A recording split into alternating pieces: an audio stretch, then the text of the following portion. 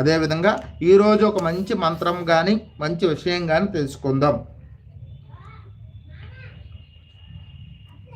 మనకి అధికారం కావాలని చాలామంది ఉర్రు తొలగుతూ ఉంటారు. ఏదో ఒక అధికారం, ఏదైనా చిన్నదైనా పెద్దదైనా అధికారం కావాలని చెప్పి అందరూ కోరుకుంటారు కదా. ఆ అధికారం కావాలంటే శివుడి యొక్క పూజ, ఈ చిన్న పూజ చేసుకుంటే చాలు. గోదోపచార పూజ చేసుకుంటే మనకు అధికారం లభిస్తుంది. అష్టగంధాలు అంటే అమ్ముతారు మనకి, మహా అయితే అక్కడ ఆయుర్వేదిక్ షాప్లో దొరుకుతాయి. ఈ అష్టగంధాలు అంటే వాళ్ళు ఇస్తారు. అష్టగంధాలు 8 రకాల గంధాలు వేరువేరుగా తీసుకోవాలి.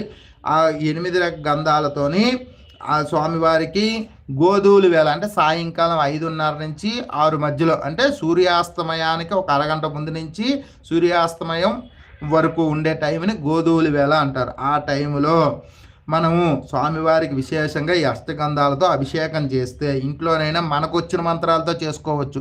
ప్రతినిత్యం చేయాలి, వీలుంటే ప్రతినిత్యం చేయాలి అందరూ కూడా. ఇది ఈ విధంగా చేయడం వల్ల గోదోపచార పూజ అంటే మనకు దొరుకుతుంది. అష్టగంధ